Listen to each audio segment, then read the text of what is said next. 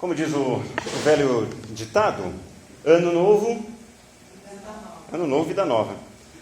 Se você fizer uma breve retrospectiva nesse exato momento dos seus antigos anos novos, você vai observar que houve algumas mudanças na sua vida. Com certeza você não é mais o mesmo de 10 anos atrás, você não é mais o mesmo de 3 anos atrás, você não é mais o mesmo de 2017 para cá. Muita coisa aconteceu, muita coisa mudou. A pergunta é, hoje, 2019, você é uma versão melhorada de você mesmo? Ou você é uma versão piorecida de você? Deus que nos livre e guarde, né? Espero que você seja uma versão melhorada. E esse é o desafio, que a gente seja cada vez melhor do que Deus criou para a gente. Agora, o ano novo, ele não será novo se você não for novo.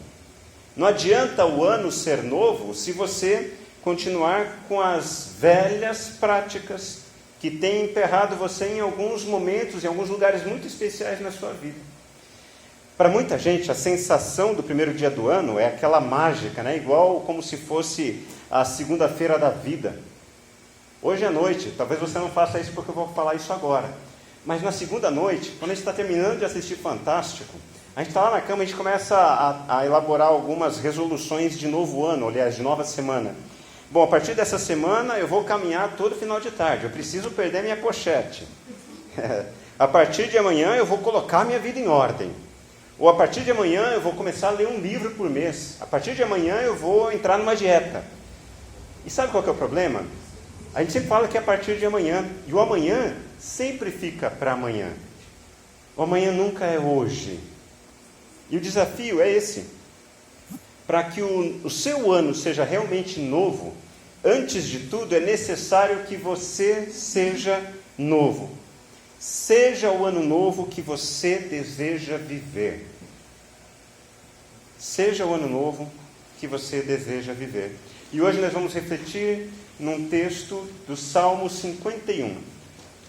Um escrito do rei Davi, Salmo 51, que vai nos ajudar a repensar um pouco sobre isso. Não adianta o ano ser novo se eu continuar com as mesmas velhas práticas. Salmo 51, você pode procurar na sua Bíblia, no seu aplicativo, mas enquanto você vai procurando, a gente vai, como de costume, para o contexto. Porque todo o texto sagrado, ele tem uma história por trás, assim como cada um de nós tem uma história. Existe um contexto por trás desse Salmo 51. Alguns salmos, eles estão narrados em alguns escritos do Antigo Testamento. E é o caso do Salmo 51. A história que está por trás do Salmo 51, ela está escrita lá no livro de 2 Samuel, capítulo 11. Então você vai marcar agora aí o Salmo 51 e você vai tentar encontrar 2 Samuel, capítulo 11. Nós não vamos ler 2 Samuel, capítulo 11, mas eu vou pedir a ajuda de vocês para a gente conseguir se situar historicamente qual é o contexto que levou Davi a escrever essas palavras tão intensas na sua vida. 2 Samuel, capítulo 11. Se você tem a Bíblia que não é Bíblia de aplicativo, as Bíblias mais antigas, elas tinham subtítulos.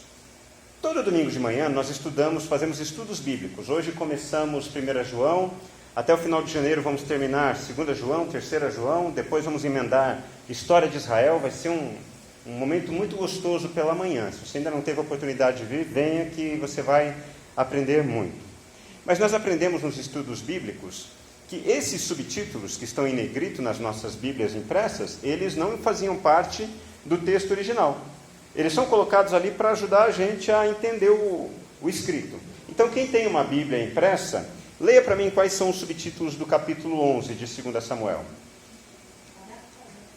Quem achou? Davi comete adultério com Batseba. Davi e Urias. A morte de Urias. Davi casa com Batseba. E Natã repreenche a Davi. Está bem resumido e está perfeito. Essa é a história que levou Davi a escrever o Salmo 51. Ele se apaixona por uma mulher, ele manda matar o marido dessa mulher, ele casa com essa mulher, e Deus então pega pesado com ele. Presta bem atenção, porque a gente está começando um ano e é importante a gente se basear nisso. A Bíblia diz que um abismo chama outro abismo. O que significa isso? Se você está andando na beira de um abismo, de um buraco, você cai, você vai cair cada vez mais. É um tropeço que vai levar você a outros tropeços. A história conta que Davi, ele tinha que estar com seu exército na guerra. Era tempo de guerra, o livro de 2 Samuel, capítulo 11. Só que Davi ficou onde? Ele ficou no palácio. Ele não estava no lugar que tinha que estar, não fez o que tinha que fazer. E aí, quando a gente se omite daquilo que deveria fazer, surgem as famosas más oportunidades. E nesse momento ele vê uma mulher se banhando e ele pensa, o reino todo é meu, tudo isso daqui me pertence, inclusive essa mulher.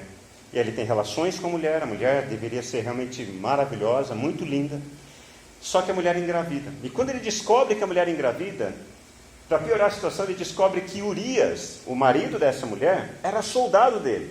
O soldado estava no campo de batalha enquanto o rei se refestelava com a sua esposa.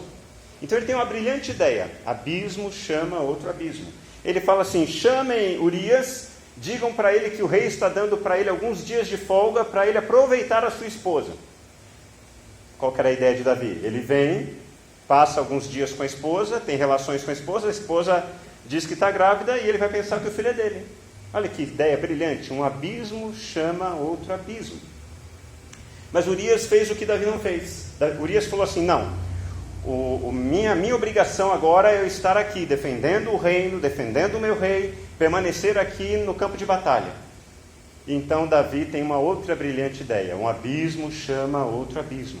Ele diz assim, bom, já que ele não quer vir, coloquem esse fulano no pelotão de frente. E ele vai morrer o mais rápido possível, porque a guerra estava muito difícil. E dito e feito, Urias morreu. Aí Davi vai consolar a mulher, a viúva, e no meio do caminho ele convida a mulher para ser esposa dele. Um abismo chama outro abismo. Então o profeta Natan é levantado por Deus para apresentar isso para Davi. Para falar, Davi, você tomou uma série de decisões equivocadas. E as decisões que você tomou, o abismo que chamou outro abismo, Deus vai perdoar você, porque você está reconhecendo isso, mas as consequências permanecerão. Outras pessoas serão afetadas pelas suas más decisões.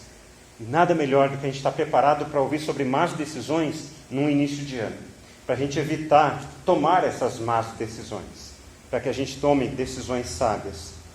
Então vamos ler agora os versículos 1 a 7 do Salmo 51, que vai falar a disposição de Davi diante disso, diante do pecado dele exposto. E diz assim a palavra do Senhor: tem misericórdia de mim, ó Deus, por teu amor, por tua grande compaixão, apaga as minhas transgressões.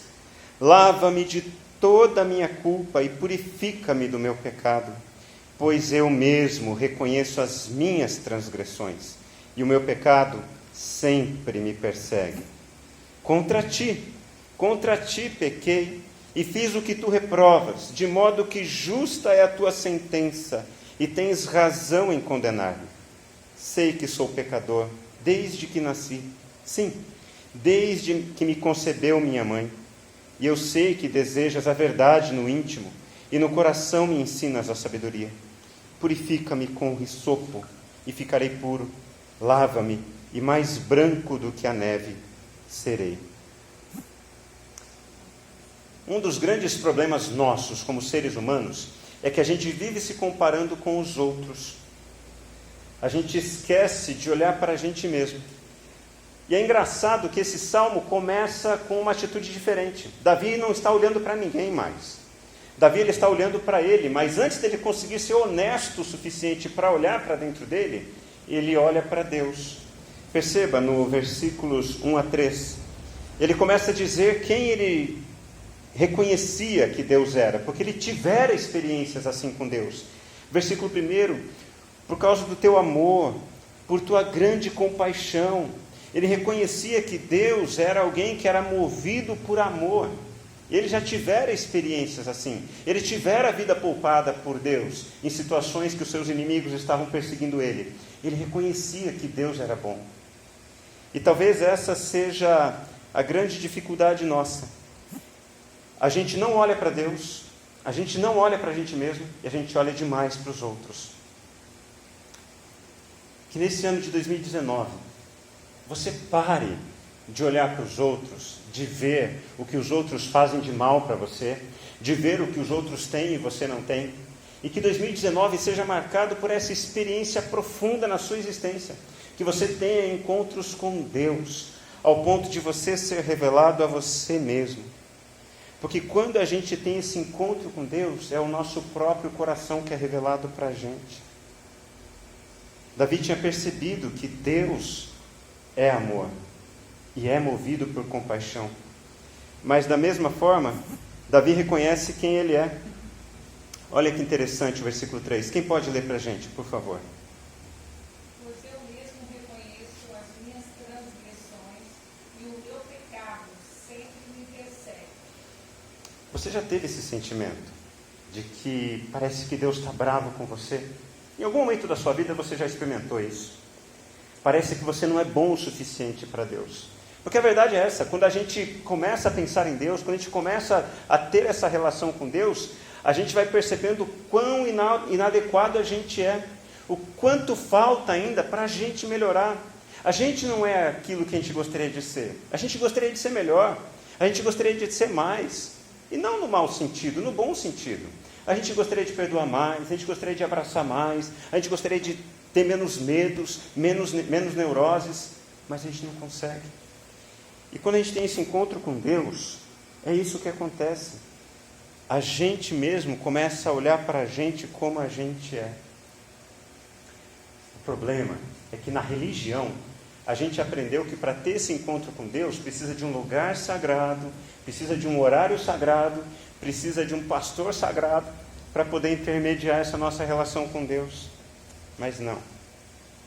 Davi teve esse encontro com Deus. Mesmo ele estando em pecado, ele teve esse encontro com Deus. Calvino, que foi um baita de um filósofo, bacharel em Direito, ele revolucionou a Suíça do ponto de vista político, social, a partir do cristianismo. Ele escreveu assim, numa de suas cartas, conhecidas como Institutas: o homem jamais chega ao puro conhecimento de si mesmo, até que haja antes contemplado a face de Deus. Olha que interessante. A gente só vai se conhecer plenamente quando a gente tiver encontros com Deus. Encontros verdadeiros, encontros onde a gente se desnude diante dele, onde a gente reconheça, olha, eu não tenho coisas muito boas, tem coisas dentro de mim que eu não gosto. E todos nós temos isso. Eu poderia falar para vocês, apresentar a minha lista, mas não sei se vocês aguentariam, porque nem eu aguento as minhas listas. Vocês têm as suas listas. E sabe o que é mais importante? Deus conhece as nossas listas. E Ele não está aqui para julgar a gente. Quem pode ler os versículos em destaque, 5 e 6? Sei que sou pecador desde que nasci. Sim, desde que me concebeu a minha mãe. Sei que desejas a verdade no íntimo, no coração, e me ensinas a sabedoria. Gente, desde pequenininho a gente é ensinado a ter essa maneira de compreender a vida. Você não presta. Talvez essa seja uma boa notícia para você nessa noite. Você não presta. Porque isso vai te libertar da ilusão de que você precisa ser perfeito. Não, você não precisa ser perfeito. Você precisa entender que você não presta. Você precisa entender que eu não presto. Porque isso nos alivia dessa tensão e dessa neurose de achar que a gente tem que saber como se posicionar, saber como falar, saber o que fazer, saber o que sentir. Não. Percebam o coração de Davi. Ele fala assim, olha, eu sei que desde que eu nasci, eu sou esse homem meio bagunçado. Porque eu vim de um lar também bagunçado. Desde que eu nasci, minha mãe já me gerou em pecado. Eu não sou santinho. Eu tenho desejos que me controlam. Eu tenho pensamentos que me dominam. Eu não sou tão bom quanto a religião insiste para que eu tente ser. E por isso essa é a boa notícia nessa noite. Você não precisa ser bom, você precisa ser honesto. E Davi vai explicar o porquê que isso é tão importante. Davi reconhece que ele precisa de Deus. Na religião, nós somos incentivados a todo momento a fazer coisas para merecer o favor divino, para merecer o céu. Você tem que orar da maneira correta, você tem que dar dinheiro da maneira correta, você tem que cantar da maneira correta. Mas qual é a maneira correta diante de Deus? Davi reconhece que ele não conseguia lidar com isso. Então, versículo 7, ele faz um pedido a Deus. Quem pode ler para a gente o versículo em destaque?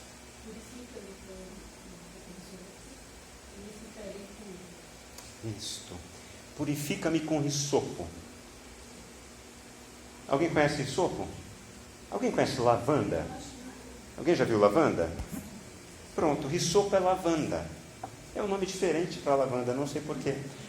Qual que é a característica da lavanda? Cheiro. Ela é uma erva aromática.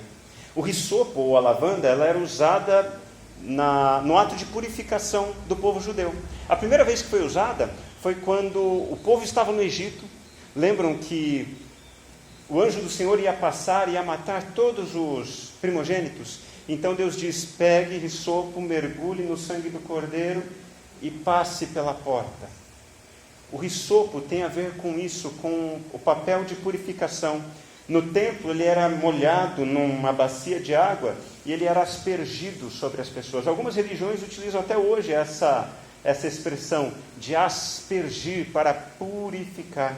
Mas o desejo de Davi era esse: Deus, me purifica com com esses apetrechos que a gente utiliza, para que eu seja verdadeiramente puro. Porque por mim mesmo eu não consigo me purificar. Purifica-me com hisopo, e mais alvo do que a neve eu serei. É um hino bem tradicional que a gente canta, né? Alvo mais que a neve. Alvo mais que a neve. Alvo mais que a neve. Sim, neste sangue lavado, mais alvo que a neve serei. Essa é uma outra boa notícia. Você não consegue ser santo, porque você é pecador. O único que pode tornar você santo é o próprio Deus, através do Espírito dele, que é santo. Santidade, purificação, não é algo que acontece de fora para dentro. E é engraçado como a religião evangélica, de maneira especial, ela consegue enxergar a santificação como atos externos. O que a religião evangélica propõe? Não fume, não beba, não olhe para mulheres, não assista cinema aos domingos à tarde, não jogue futebol, mulheres não usem calça, homens usem paletó que tenha o corte lateral, não o corte traseiro. São todas práticas externas, porque como se isso fosse capaz de nos transformar em alguém melhor. Não. Porque a mudança verdadeira que acontece é a mudança que ocorre de dentro para fora. Certa vez, um cristão idoso disse: quando eu era jovem, eu tinha um espírito revolucionário, e assim orava: me dê energia, Deus, para mudar o mundo. Mas eu notei que ao chegar à meia-idade, que metade da vida já passara sem que eu tivesse transformado nenhum ser humano. Então eu mudei a minha oração, dizendo a Deus: dá-me a graça, Senhor, de mudar os que vivem comigo dia a dia, a minha família, os meus amigos, e com isso eu já ficarei satisfeito. E continua o cristão idoso: agora que eu estou velho, percebo bem o quanto eu fui tolo orando dessa maneira. A minha oração agora é apenas esta: dá-me a graça, Senhor, muda a mim mesmo. Se eu tivesse orado assim desde o princípio, não teria desperdiçado a minha vida. A gente sempre espera que o outro mude, né? A gente não está disposto a mudar. Em casamento isso é muito comum. Em relação familiar é muito muito evidente quando tem irmãos brigados ou a gente tem um filho difícil. A gente vive na expectativa de que o outro mude. Mas será que talvez o desafio não seja esse? Você mudar? Porque não adianta o ano ser novo se você continuar com as velhas práticas. Não adianta você ter a expectativa de que o ano novo pode vir a ser melhor do que o ano passado. Olhem para mim. Será que o ano que chegou não está esperando que você seja melhor do que o ano passado? São 365 oportunidades que Deus está dando a mim e a você para que a gente seja melhor. John Edmund Haggai é um homem fantástico.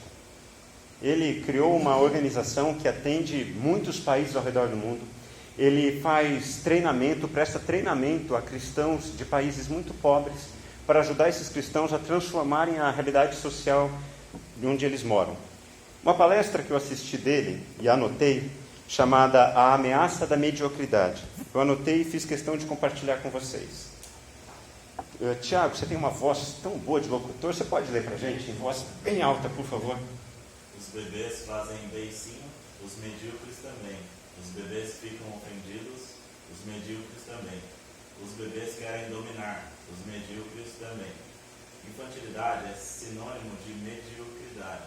Ciúmes, ira explosiva. Hipersensibilidade são alguns exemplos de mediocridade. John Edmund. Se eu tivesse falado, você podia brigar comigo, ficar até bravo comigo, mas não fui eu. Foi o Haggai. Não é interessante isso? Pessoas medíocres são infantis. E não são infantis porque querem ser infantis. Se você está se encaixando nesse perfil, talvez só você saiba o quanto isso é difícil para você. Ser assim. Ter rompantes. Ficar irado. E depois você vai ter que correr atrás para resolver o estrago que fez. Mas a boa notícia nessa noite é que você não precisa ser santo. Você só precisa ser honesto com você mesmo. E ser honesto diante de Deus. Pessoas que teimam em mudar, ou seja, que não querem mudar, são persistentes na mediocridade.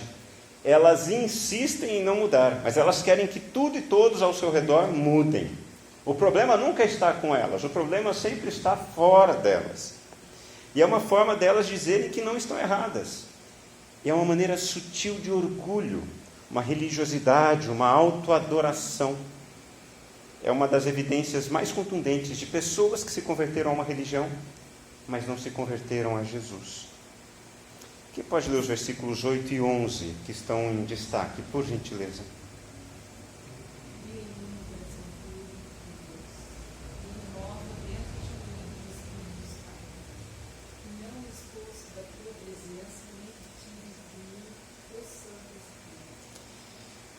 Cria em mim, ó Deus, um coração puro. Vamos ser sinceros, gente. Pensa no que Davi fez. Em primeiro lugar, ele não cumpriu o papel dele de rei na guerra. Um péssimo exemplo de liderança. Em segundo lugar, ele pegou a mulher de outro. O bicho era safado. Ele não era 99%... Como é que diz a música lá? Quem sabe? Eu não vou julgar não, gente. É que eu não sei mesmo. É 99% não sei o quê e 1% outra coisa, né? Fala, Bruna, o que é? 1% vagabundo. 99% anjo, 1% vagabundo. Davi não, Davi era 100% vagabundo. Ele não aguentou ver uma mulher que não era dele. Para piorar, ele mandou matar o marido dessa mulher. Agora, sabe o que mais me espanta nisso tudo? Como é que um cara com uma cabeça dessas, ele é reconhecido na Bíblia, tanto no Antigo quanto no Novo Testamento, sabe como ele é chamado? Um homem segundo o coração de Deus. Que bênção, tem chance para mim, tem chance para você, porque se um cara desse é chamado um homem segundo o coração de Deus, você que não mandou matar ninguém, você que não pegou a mulher, o homem de ninguém, mas você que só pensa mal do outro, você que só não quer ver o outro pintado nem de ouro na sua frente, você que mandou o outro plantar caju, você tem chance. E talvez esses versículos sejam aqueles versículos que mais transmitam o porquê Davi é considerado um homem segundo o coração de Deus. De maneira nenhuma ele disse que ele não era culpado. Ele reconheceu, ele assumiu a responsabilidade do seu erro. Mas ao mesmo tempo ele pediu: cria em mim um coração puro, ó Deus, e renova dentro de mim um espírito estável. Não me deixa mais ser levado de um lado para o outro, não deixa mais eu reagir diante das circunstâncias, diante das pessoas. Me dê essa firmeza que eu preciso, porque eu não quero mais cair nesse erro. Me dê um ano novo, me dê um eu novo.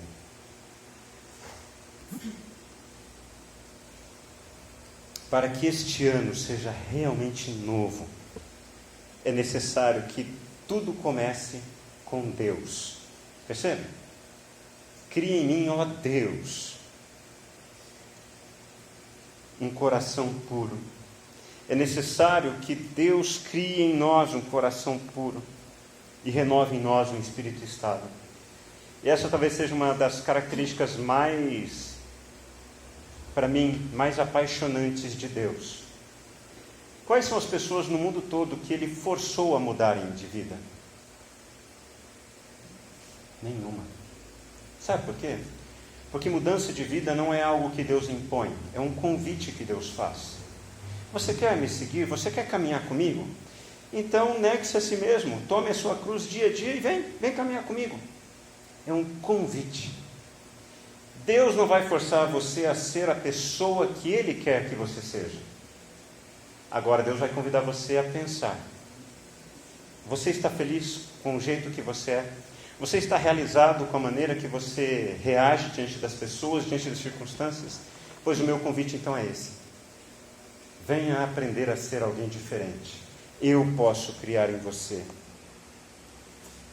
um você diferente, um alguém diferente. O desastre é que nós continuamos a viver uma vida religiosa para nos sentirmos dignos de Deus. Achamos que se nos obrigarmos a fazer o que é certo, a gente vai se tornar santos. Não, jamais, jamais. As mudanças mais contundentes que aconteceram nas nossas vidas, nesses anos todos, não foram impostas. Foram decisões que nós fomos tomando, fomos amadurecendo, fomos percebendo. Eu não posso mais reagir dessa maneira, eu não posso mais falar assim. A gente foi percebendo que precisava de algo diferente. E o que Davi mais aprendeu nesse episódio sombrio é o que ele relata nos versículos 16 e 17. Quem pode ler para a gente, por favor? Não te deleitas em sacrifícios, nem te agradas em holocaustos, senão eu os praticaria. Os sacrifícios que agradam a Deus são o espírito quebrantado, um coração quebrantado e contrito, ó Deus, não desprezarás. Tá aí, por que esse homem, esse bandido, porque essa é a linguagem que a gente usa, um homem desse seria um bandido, e bandido bom é bandido morto, né? Bandido bom é bandido redimido. Porque a diferença de um criminoso para a gente é que criminoso atua, faz. Nós apenas pensamos. Mas para Jesus e para Deus, as duas coisas são a mesma. Se você desejou a mulher de alguém, você já cometeu adultério. Esse é o padrão de Jesus. O que torna então Davi um homem segundo o coração de Deus é isso, não o que ele fez de errado, mas o fato dele reconhecer o que fez de errado e perceber que ele não precisa se sacrificar. Deus não exige sacrifícios de nós. Isso significa o quê? Você não precisa subir de joelhos escadaria, você não precisa entregar, igual uma pessoa que eu conheci, vendeu todas as roupas que tinha para pegar o dinheiro e doar numa igreja, como sacrifício de adoração a Deus. Não precisa. Porque na nossa relação com Deus, tudo que parte de nós tem que ser uma resposta à graça de Deus, a tudo aquilo que Deus tem feito em nossas vidas. Porque ter um coração quebrantado é parar de dar as mesmas desculpas, é se reconhecer pecador diante de um Deus que é santo. Ser o ano novo que você deseja é viver e ter o coração quebrantado diante de Deus. Tem pessoas que para ter o coração quebrantado, elas precisam ser quebradas. precisam ser moídas. Mas tem pessoas que, para ter o coração quebrantado, percebem que não precisam ser quebradas. Que nesse ano de 2019 você não precise ser quebrado para se tornar quebrantado. Que você seja quebrantado pela graça de Deus. Que a motivação do seu coração seja responder à graça de Deus. E que a sua vida seja nova. E você experimente coisas novas. Já não temos mais 365 oportunidades.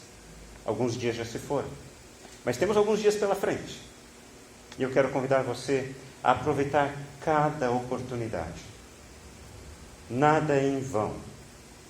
Que seja um ano de você experimentar a bondade de Deus na sua vida. E as transformações que o próprio Deus está interessado em fazer na sua vida.